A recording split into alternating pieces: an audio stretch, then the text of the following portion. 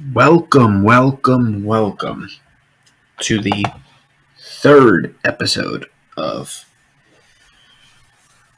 the Texas Rangers franchise. Taking a breath there, welcome back. And as you see, this was the trade that we talked about in the previous episode. We touched on the potential of a trade with Dane Dooning being the guy that would go. And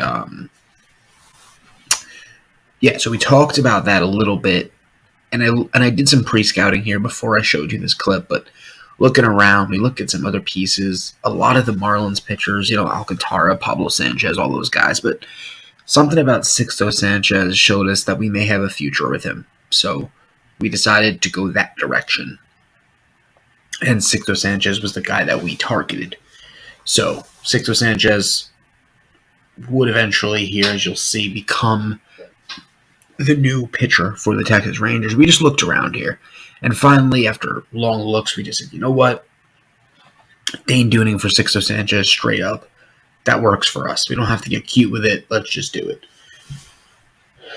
And we started to look into, as this episode, as you know, guys, this episode we're going to get into the offseason. So be excited. I'll show you some of the moves. Now, a little precursor here. The whole offseason, the full stream of the offseason, I'm uploading to my Twitch channel. So if you want to go take a look at that, there's no commentary, but you're more than welcome to go take a look. It's every move, every thought. Maybe one day I'll put some commentary with it, but every thought process to the first, offseason, I really thought it through. You could see visually, you could see my thoughts, to be honest.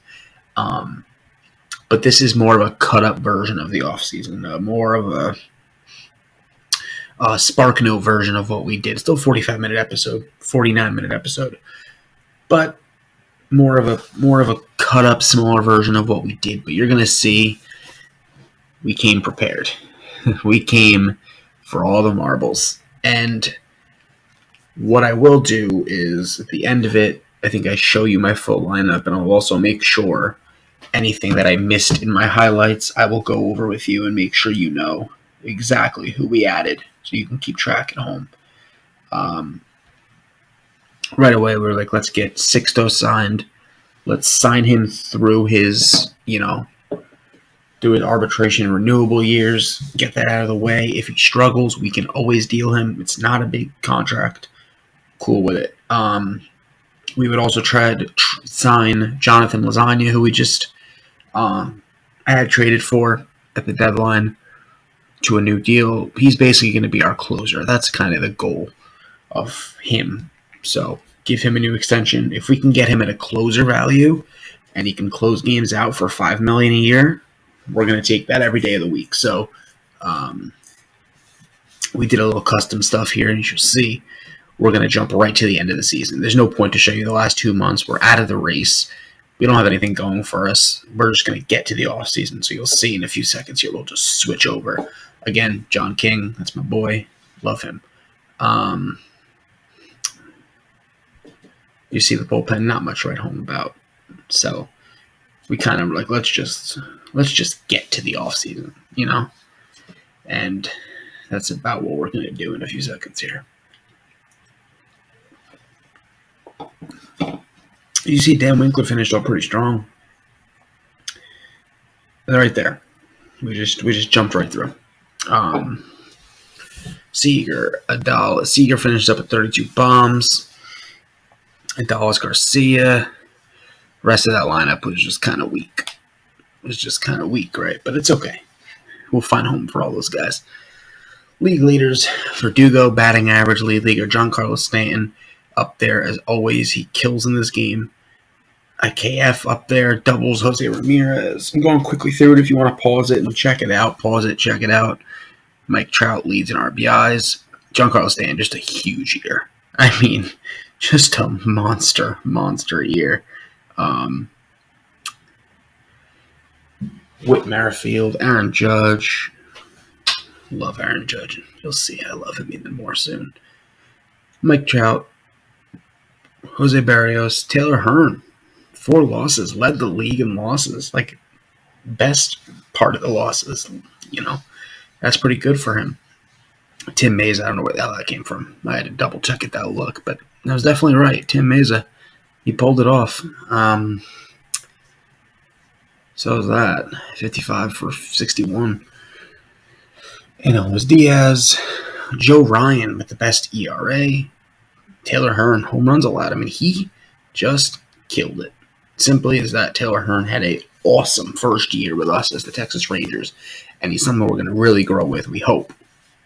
Check pitching more out, batting more, everything in between. NL was kind of led by Juan Soto and Alonso. One thing we didn't look at, and I don't think we looked at, and I just realized it, we can look in one of the future episodes at last year's awards. I don't think I showed you awards. I could be wrong, as we'll see in a few minutes here, but I don't think I showed you awards. So we'll get back to that at some point. So that was league leaders, and we obviously finished up 75 and 86, not very close, as we didn't expect to, with the roster that we kind of put forth to end the season. And again, you guys, we talked about this in the last episode.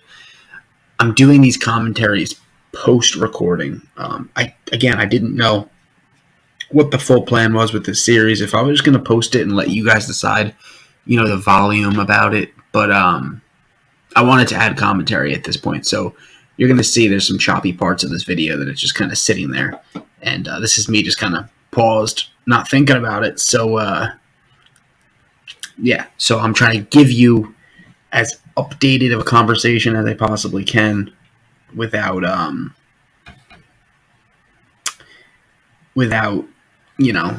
sacrificing the commentary. So finally we get back to some simming here. We finished the rest of the season. Looking at the stats throughout the year, the Dodgers seemed like the team, and of course they were the team. They ended up getting up there with Houston, a rematch of the 2018 World Series, 2019. And Houston gets out in front. Dodgers come back, but Houston pulls it off, 4-3. They win it all. Congrats to them. Houston Astros. First one, you can say with no asterisks, maybe. Who knows? We looked a little bit through retirements. Not much there. Chirinos retires. Wasn't a ton. Even, I don't think I looked through them all, unfortunately, but I think even with that being said, I don't think there was a ton. Albert Pujols goes to the Hall of Fame. Good for him, right? So now we're going to get into our exclusive negotiations and our manager. One thing we wanted to do, and we like a realistic franchise, like I told you before. So we like to bring a coach in that has a name that we can have a storyline with. And looking through the coaches, what I always do is I give it one look. And I see who can I, who makes sense, who's a real person. That's first and foremost. And when I go through, and whoever I think or I consider, I will throw one offer at. And then later I'll come back, and whoever I have offers on, we'll figure out who we want to make the coach, right? And looking through this, there just wasn't a ton, like I've seen in some other franchises. I wasn't enamored by what I was looking at. Maybe that's a good word. So looking through, again, not much. I kept thinking about Martin Montalban and, looked up to see if he was real. Wasn't. I liked the name. I liked what we could have done with that, but didn't work out. We kept moving. The guys I kept thinking about as I was scrolling down were the two top. It was Dusty Wathan, who is, I believe, the bench coach for the Philadelphia Phillies.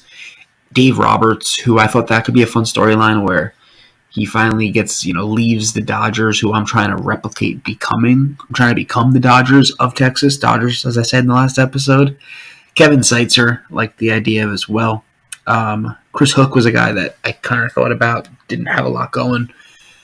But yeah, I really thought about that Dave Roberts kind of stealing him, Didn't do that immediately, so we'll see what I go back with. But kept looking, and there just wasn't a lot there. I thought about a couple of these guys, but they didn't really move the needle for me. Because like I said, I like to have real people. So that's always going to be a thing on my franchises. I like real things. Now, when I saw Terry Francona, I really thought, hey, he is 54, but this guy's got a history. And this could have been a fun one for us. A veteran voice that's been there before, knows how to deal with people, knows how to deal with this game. Could that be the guy? And I really put his name in there and really was like, this is probably going to be the guy. But my brain just wasn't set on it, like it usually is when it comes to my coaches. So I kept looking, kept thinking. Terry would be a good backup plan if no one else popped up. That's for sure. There's no really negotiating that. I was looking and I was like, there's just nobody here. And just wasn't. I mean, there was just nothing for me. Then I went back up to this Dave Roberts, Dusty Wathan combination. And I thought, okay, well, Dave Roberts, I know that storyline already. I've planned that out in my head where he could be, we could overpay him. He could become the next big coach, to take over here in Texas. And it could have been a fun one, right? And I was like, you know what? Let's consider Dave Roberts. Then what I did was the name Dusty Wathan. I looked him up a little more. And I saw who he was and what he's accomplished. And I liked the storyline. A tough-nosed guy in Philadelphia with Joe Girardi. He's been a guy that's been working his way up. I think he'd really fit with the core we were building, which was going to be a mixture of young guys and big-name guys, which is kind of how Philly is now. And I just looked him up, and I was like, I just feel like Dusty Wathan makes a lot of sense. So I was like, you know what? Let's jump in for sure. Gave him a nice new contract. On top of him being a custom guy, he gives us a chance to have some good attributes. Terry Francona out at that point. So yeah, we usually will bring the whole staff in at the same time. Here we decided let's just go after Wathan and then we'll play the rest later. Now going into free agents, we had some interesting decisions. Dan Winkler was the first one, and it was going to come down to what he wanted. At 33, he's probably got one more year in him. But I looked and saw, he only wants $750K, $800K we could probably get him for. So even if I gave him a 5-year deal at that and cut bait at the end, that works. Dan Winkler's fine for that. Fulmer was a guy I really wanted to hang on to. And we gave a good contract there, $2 million a year. You will see, I don't think I show it in future clips on this one. I do end up rescinding that offer. I thought $2 million was too rich. Until I started getting the proper backloading of contracts, I realized I had more money.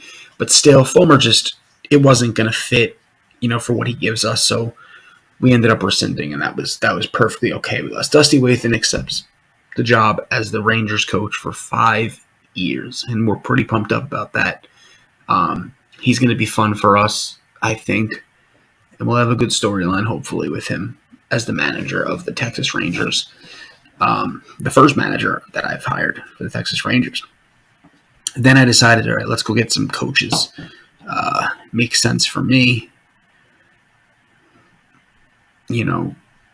I usually like to hire them all at once and see who signs, but at this point I was like, sign the coach first and he'll help us decide who he wants, that kind of thing.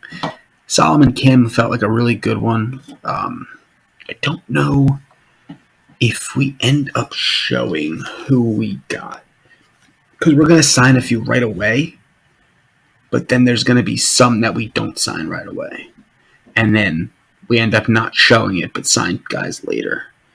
Let me tell you right now, I have it all written down, don't you worry.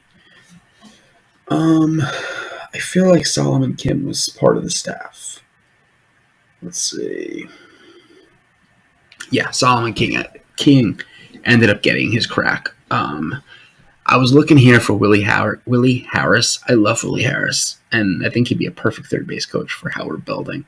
Another thing I don't think we show in this, farm director ends up being... Oh, no, we'll show you that we offered him. I don't think we show that we signed him, but we do end up signing. That's what it is right here. We end up trying to go after that Bottleberg. Kyle Bottleberg is our farm director. He declines us at some point here. We end up getting Rocco Baldelli. So our staff, you'll see it here in a second, but I'll read it off to you. Manager Dusty Wathan, hitting coach Solomon King, pitching coach Kevin Seitzer, first base coach Jeff Albert, as you see there, third base coach Willie Harris, farm director Rocco Baldelli. So some moves there, and now we're in the heart of it, right? Exclusive free agents. This is the last day to get this done. We end up saying, all right, we like where we are there. We didn't need the other guys as much. Sim through one more day. Willie Harris accepts. Cool. I think Seitzer accepts here too. Willie Harris we were pumped about. Now it's time. So we did some good moves here to get this roster where we want it. You're going to see as we release guys that we didn't sign, our numbers get lower and lower. So now it's time to look into some trades. And the first one was John Gray. New coach, we could spin it that way and say, hey, here we just made sure our 40-man, we didn't have anybody that's acceptable to the Rule 5 draft that we wanted to not. One guy we should have, and we didn't. That was on us. But anyway. Yeah, and here was the interesting one. Taylor Hearn, 1-year deal. Now, what we would do here is also offer arbitration. And here I mixed up and withdrew right away because I'm a turd. We end up giving him a good arbitration number. We think we can win with that. Nick Tropiano would be a veteran pitcher that we wanted on this staff. Would cost us more in the open market. We gave him that 1-year deal that he was looking at, plus offered the arbitration. This is something you'll see we do as a common theme here. Kyle Cody, again, I'm going to give him a nice offer. Also, arbitration. This is what we did with these guys, right? Ryan Stanek, I think you know the theme by now, right? 1-year offer. And arbitration. You're learning the theme here, guys. This is kind of what I do. One of my tricks, I wouldn't say tricks. This is not a trick by any stretch of the imagination. It's just part of my organization and how I build it up and how I do my contracts. You'll see this going forward. Nathaniel Lowe, guy we definitely needed back. In hindsight, we haven't extended him yet because the extension window, even in the future episodes you'll see, is gone for us. But Nathaniel Lowe is a guy I should have signed longer term here. And you'll see that in the first couple of games. Teaser, right? Nick Solak, I think he was a guy that could have been something for us. A good weapon. We'll definitely throw that 1-year deal at him as a platooner. And then we'll give him the arbitration number.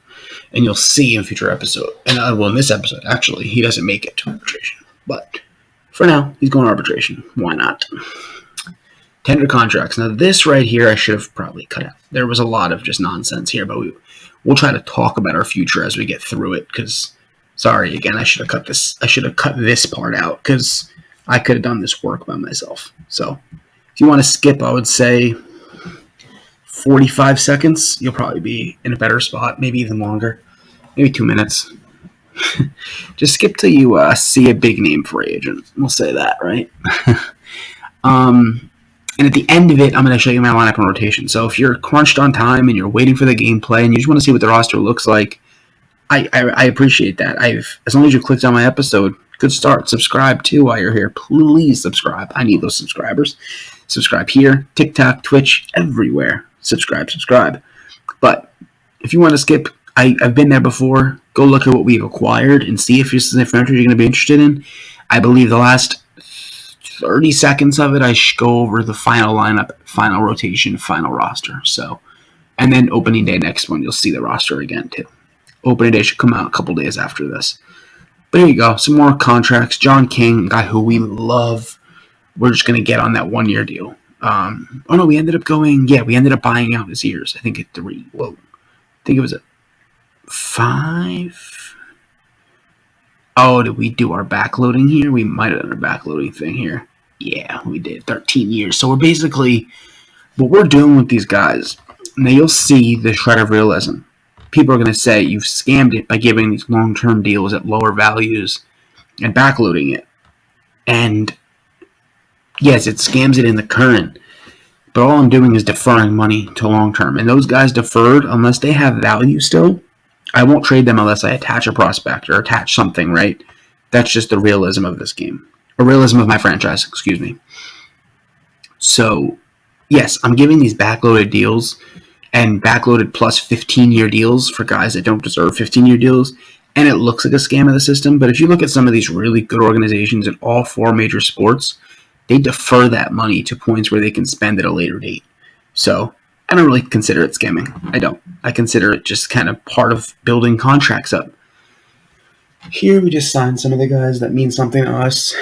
Ezekiel Duran, a good triple air. Foscue, triple air. Ibanez. We'd actually end up using him on the major league roster. We knew signing him here, he had a chance at that. Josh Jung, we knew was going to be his year to call him up. Yanni, cool. Wenzel, cool. Acuna, cool. Smith, cool. Ornelas, Leotis. Pay him a little more than we'd like, but I think we got him at like 600, yeah. Eli White, we weren't sure if we were going to re-sign him, and then we took more of a glance at what he can bring to the table. I don't think we did it at this moment, but Eli White's a crazy good roll hitter, and he's fast as all can be. So we were pretty pumped up about that. And then Swaggerty comes back, Zavala, and Byron Laura all return back to the squad. Now we look at trades, and these would be some of our trades we'd get done here. John Gray was the first one, and we weren't sure what we wanted to do with John Gray. And I was like, you know what? We could spin it that we traded him after 1 year of signing because it's a new organization. We don't have any ties. We didn't make the sign. We can make a move on a guy we didn't sign. That I don't mind. And looking at a couple of these teams, Cubs really spun out to me right away. I just thought they can use that arm. He fit. And I saw Jordan Wicks. Arkansas lefty. He's young. He's 23. B potential. He's got some good movement. Or good velocity, excuse me. He was the kind of guy I wanted to give an opportunity to. So we did. And as you see some background noise coming in, that wasn't anticipated, I'll tell you that much. Sorry about that. And trying to get back on track here, huh? Here we go. Back in track.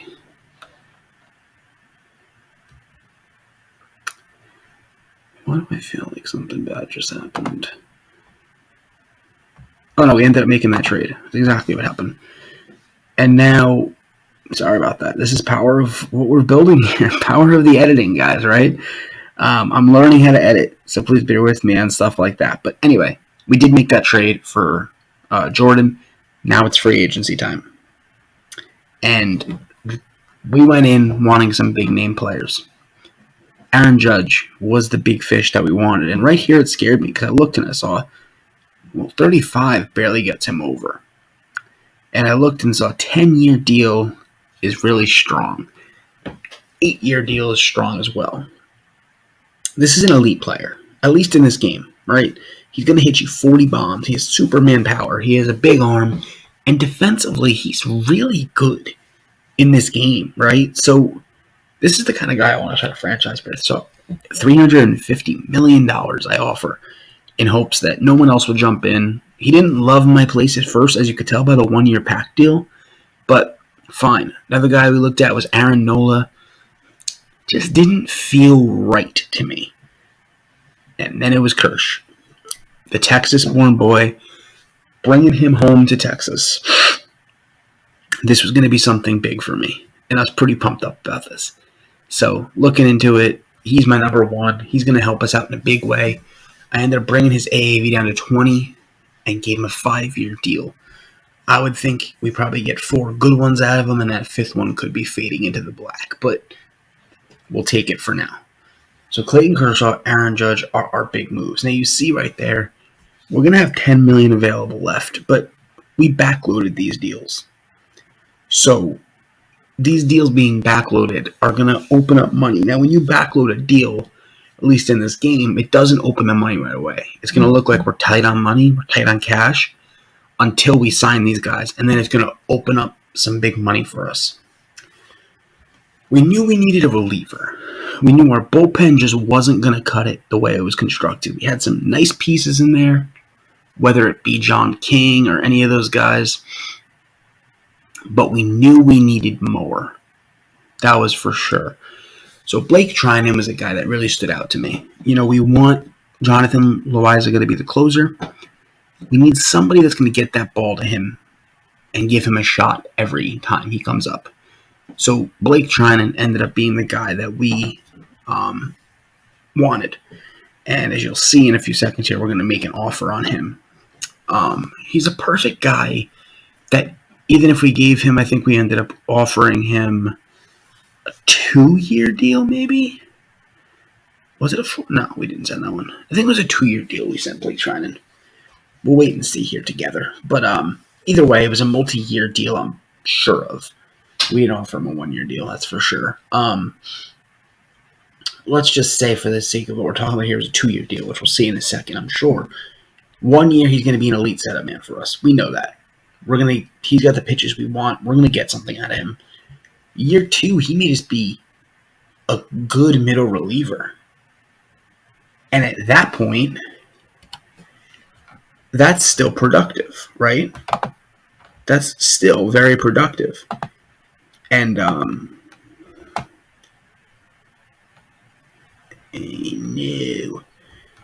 As we're talking here, guys,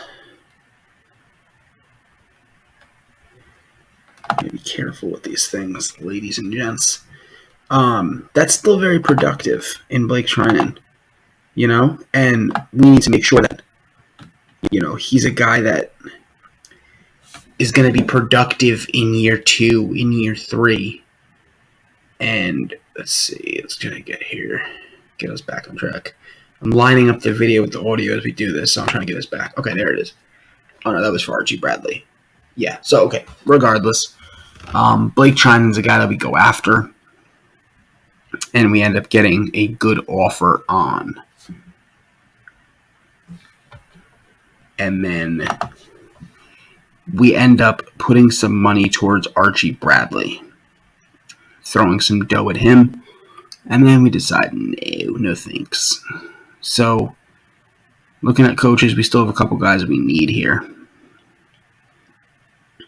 Simonde, Aaron Judge is the new outfielder for the Texas Rangers. Big time. Big time signing. Big time, big time, big time, big time, big time. Aaron Judge, huge, huge, huge move.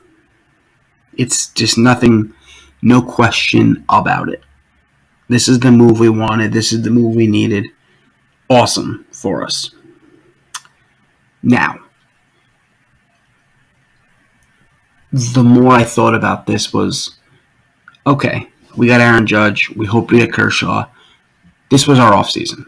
Signing 2 big players, let the rest happen as it may. That was kind of how we wanted to address things. Some point here, I'm going to let this clip play out and let you guys listen to the sounds of the show. And hopefully you guys enjoy the rest of it. And you have to listen to my voice for the rest of the offseason. But Aaron Judge, superstar, paying him a lot. 21 in the first, but it escalates, and it escalates fast. But we're okay with that. We signed up for that.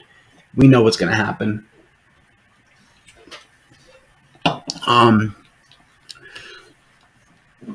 Some of the moves as you watch the rest of this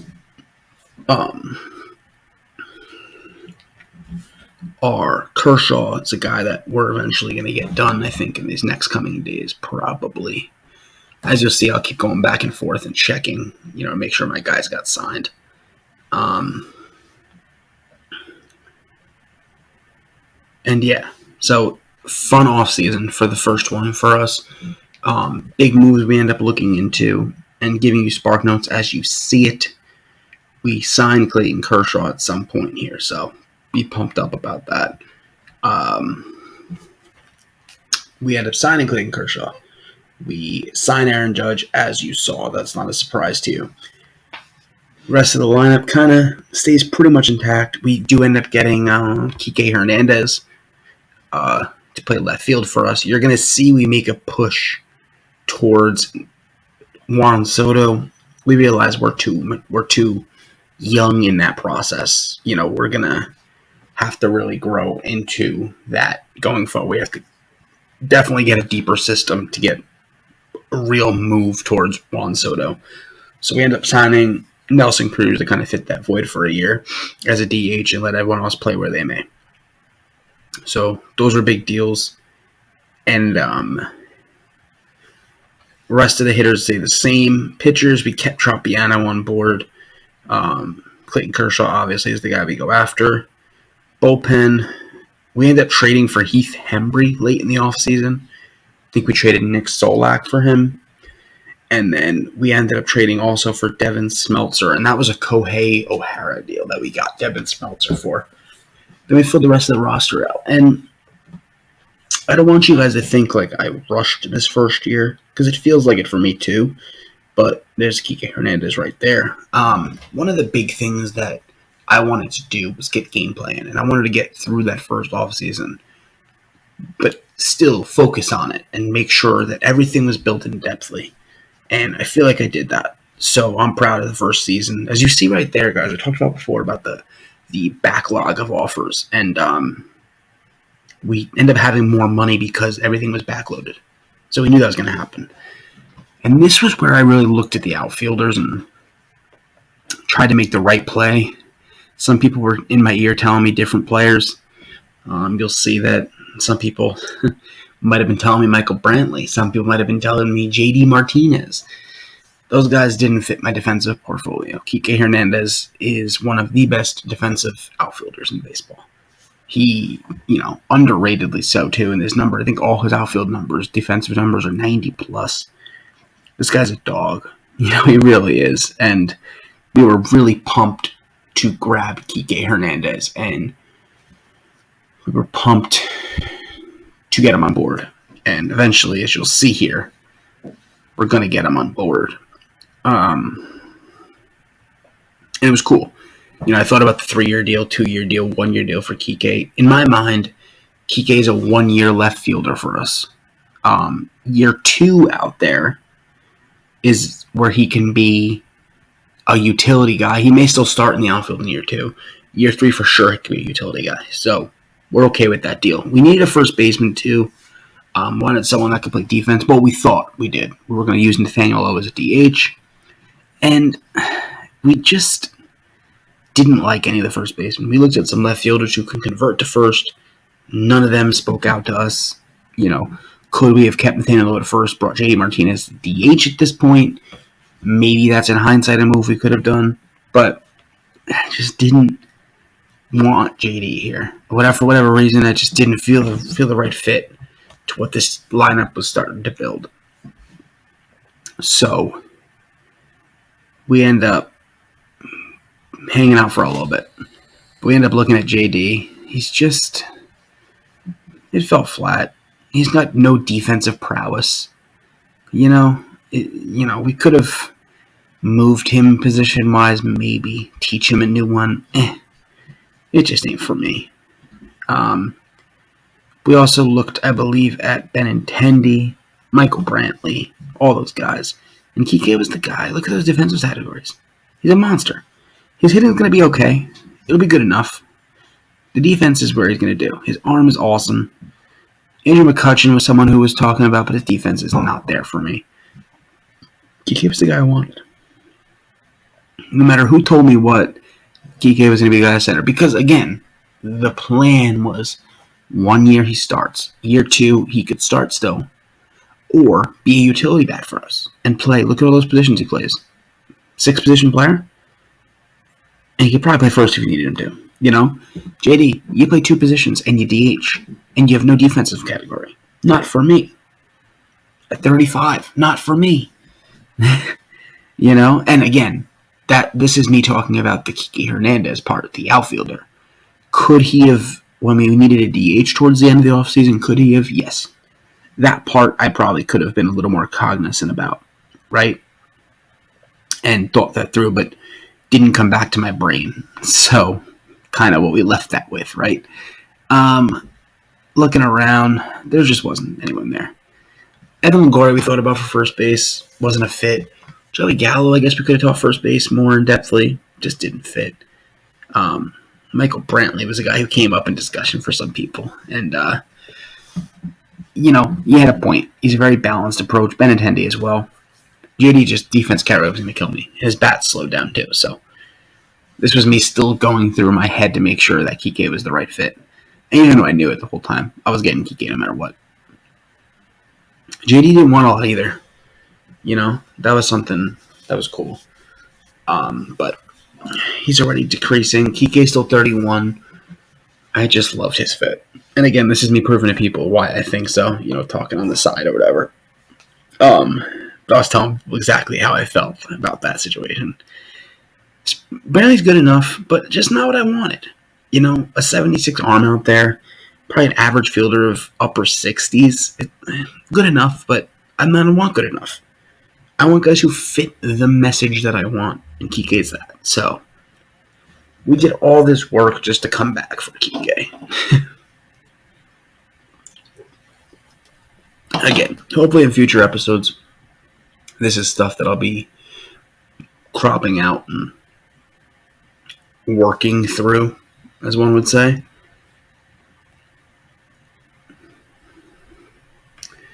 And, not showing you everything so you don't have to sit here all night and listen. But yeah, Michael Brantley, a guy that we really thought about. As you see, we thought about him for quite a while. Kike Hernandez was the guy. It was always going to be the guy. And we think we ended up settling on a 2-year deal. I think that, or it was a 3. We did the 3-year, 3-year backloaded, exactly what we did. And then we looked at it and saw that he needed more money because he had an offer, 2-year backloaded. I knew it was 2 years. That's what we did. 2-year deal, backloaded, which is perfect. I didn't want that 3rd year for Kike. We could have made it work for a 3rd year, but 2 years was perfect. I thought about Wilmer Flores for first base. He's a good bat. Decent enough glove to play first. We looked into it.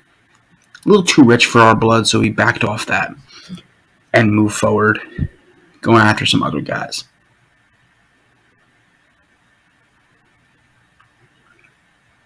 Double checking our guys to make sure our offers are still good. Blake Treinen ends up being an 8-year deal with backloaded money, which we're going to deal with at some point. But hopefully we have 3 World Series by the time we deal with that. We signed Blake Treinen. $5 million a year, roughly. 51 Ks and 50 innings last year is awesome. That's going to be an awesome deal for us. Blake Treinen, Texas Ranger.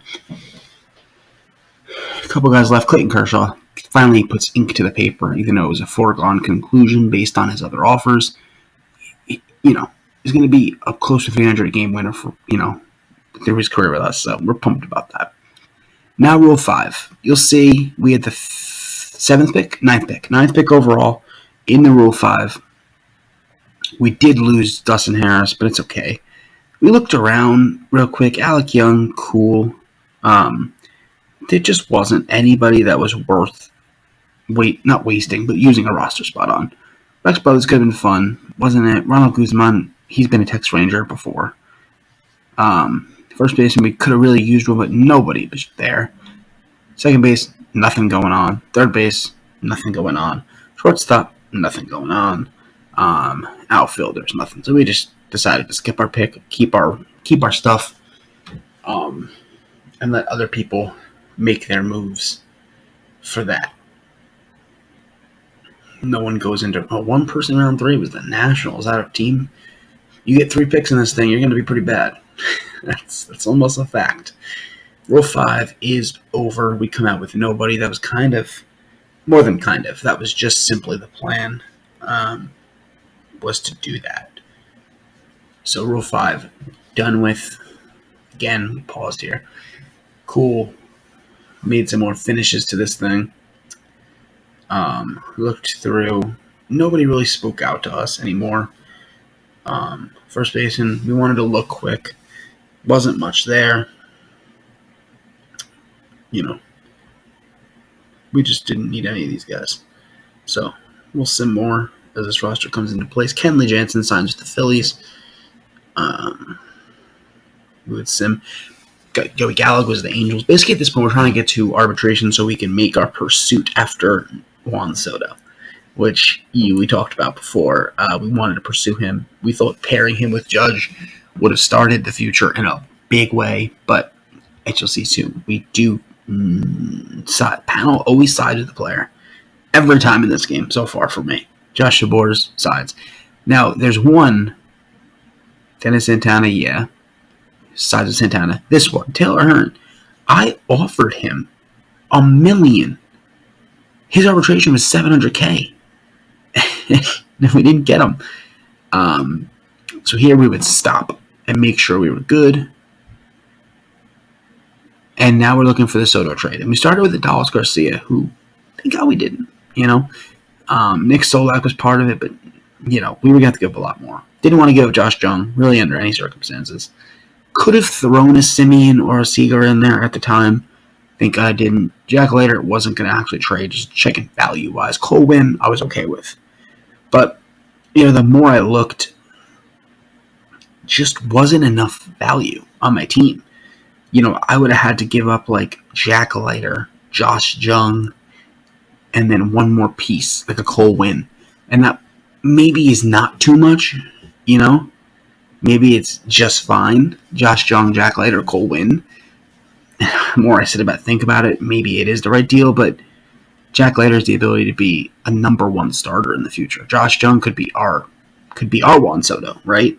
So, as much as I wanted his deal and wanted Juan Soto to man this Texas team for the next decade, we hope that we're going to get a crack at him in 2 years in free agency. That's kind of what we got to plan for. Maybe not plan for necessarily, but, hope that maybe his value comes back to our hands at some point. Maybe we draft well this coming year and we get a crack at him again. Well, we get a crack at having enough assets to acquire him, right? So it ends up being, we try everything here, but it's just not, we're not in the same ballpark. I don't mind trying to get into the deadline, using Adolis as a piece again. Although Adolis really started playing well for us when we needed him to. But the value is, we're not getting Juan Soto. It took me a while here to realize the fact of it was Juan Soto is just not going to be a Texas Ranger. And that's something we need to figure out, So I sat here for a little bit trying to think, racking my brain. Who can I add? Can I add Seager? Would that work? No. There was one deal on this organization. It was Jack Leiter, Josh Jung, and another piece. And a high piece. It could have been Cole Winn, probably could have been Seager, probably could have been Adolis, but it had to start with Jack Leiter and Josh Jung, and I was interested in having those two in one deal. As good as Juan Soto is, I could have two players worth that value in Jack Leiter and Josh Jung, but I understand. I like how this game is turned. In previous games, I probably could have got Juan Soto for this deal I have right here. Cole Winn, Ezekiel Duran, and one more piece. Spencer Howard. I think I could have locked that deal up in previous franchises, but this year is very good with their trade approach, and it takes a lot to get a guy like him, as it should. Because in real life, I thought Texas wants something, I'll go Jack Leiter. So I like the strategy of this game. We sat here for a little bit. I don't know what happened here. I think I was trying to rack my brain / asking questions with my Twitch stream about other trades and free agents, and here we go. We're moving again. Spencer Howard was never going to be a part of this deal. I think at some point here soon I'm going to realize this ain't happening. As much as I want him, it's not going to be a thing, right? We look at some first basemen. That was our next goal. I don't know what we thought about Nathaniel Lowe. I think he's going to be a fine first baseman. And looked around. Could I go after a Miggy? Why, right? Nothing here. Nothing. Brandon Belt, Hosmer. Luke Voigt was never going to be a thing. Hosmer's defense has dropped. Crone was someone I briefly considered to do both DH and first base. Just not there. Naylor could have been fun. No. There was just Joey Votto. Why not? Let's talk. Meh. Let's not. So not much, as you come back around. There just wasn't much there for me. He's just like I looked at again. Defense isn't good enough. So we end up holding off on the defense. Look at first basemans one more time. And again, not much that we wanted to talk about. Looking through it, not many free agents that spoke to us. The one that we spoke to is Nelson Cruz. As a DH, we love the idea of it, bringing him back to Texas as well. We thought that was a cool storyline, and we were going to do that, even if it was just for a bench guy. But thank God it wasn't just for a bench guy, because we can need him for more than that. So, as you see, we had a lot of work to do with this roster. I wasn't going to make you sit through every minor league signing I did. I have, if you want to add to the comments, I can post a picture of my spreadsheets for this roster, and you can see every piece. But I wasn't going to have you sit there and you could see 62 players. So I was going to sit you and watch me sign 28 guys. Guys are probably never make an impact for us. No, thank you. I'm not going to put you through that. So you'll see in a few minutes here, I'm going to just shoot right through, show you the ends of my lineups and my pitching rotation. Basically, guys, the plan here with this is to put out 2, maybe 3 episodes a week of this for now, until I add other sports, which I probably will do an NBA 2K franchise soon. I think that's next. But for now, 3 of these a week, hopefully. I would think at least 2 is where my brain goes. 2 would be a minimum, 3 being hopeful. And get some more content out. We have, 4 episodes already recorded right now for you guys. They'll be shorter because they'll be gameplay stuff. I guess not that much shorter, but it's gameplay. I may, skip one, put one out primarily on Twitch, and then the next one put back on YouTube and maybe flip around like that with gameplay-wise, not necessarily like moves, but gameplay. Maybe I'll bounce over to Twitch for one game, and you can watch over there. So maybe that's that. We're going to get here in a second. You see the lineups, pitching rotation, and then the episode's over. And next episode coming out ASAP will be opening day. That was a fun one, opening day. As you'll see, we had a blast. I think we opened up against the Mets and Jacob deGrom. And Aaron Judge made his debut in Texas uniform. Clayton Kershaw made his debut in a Texas uniform. So this is going to be a fun team. A lot of power on this lineup. A lot of good pitchers that can really hurl the ball over the plate. Jonathan Lasagna, hopefully the good closer. Dallas Garcia, hopefully he makes more step. And there you go, right to spring training. We got all the moves done. Last day, we make a move. It was between Forrest Whitley and Nick Tropiano, who was going to become the guy for the 5th starter spot. They both put up similar numbers, so we really weren't going to punish the veteran in that case, and we can let Whitley work a little more, send him in a AAA, give him a good home there. Tropiano makes the team. We end up here getting into extensions, right, and signing Taylor Hearn to his post-arbitration deal, 3-year deal. I think it ends up being a 3x3, no, 2x3, 2x3, yeah, $6 million total, 2x3. We don't sign anybody else. I don't believe. No, we don't sign anybody else. So that's that for the extensions. Then at this point, we advance the regular season. We give you a quick touch-up look on our lineups and pitching rotations at some point. Yeah. Jack Leiter. Cool. You see there, Clayton Kershaw, Jack Leiter, Tropiano, Hearn, Sanchez. Bullpen. There's the Heath Hembree trade we talked about. Devin Smeltzer. Lasagna is closing. Blake Trinan goes into that big role. We separate them. And that's how you look at it. That's how you do it. That's how you do it. And then last thing here. I think it was it. Yeah. So yeah. That was the end of the episode. That was the end of everything I recorded for the off season. We talked about the next episode being the opening day. You'll see that next, so I hope you're pumped about that. And yeah, thank you guys for joining me. As always, give me my feedback. Let me know what you think of the work I'm putting in here. What can I do better at? I know there's some things like editing better and lining up things better and sounding better, and I'm not saying so much, and being more creative with my approach instead of just being robotic. But I like to be factual as well, so I think it's a good mix, hopefully. Yeah, any good suggestions? I did join some good Discords that hopefully will give me a good run of new things to learn. But again, hope you guys did enjoy, and I will see you next episode for opening day. Always, always, always be safe.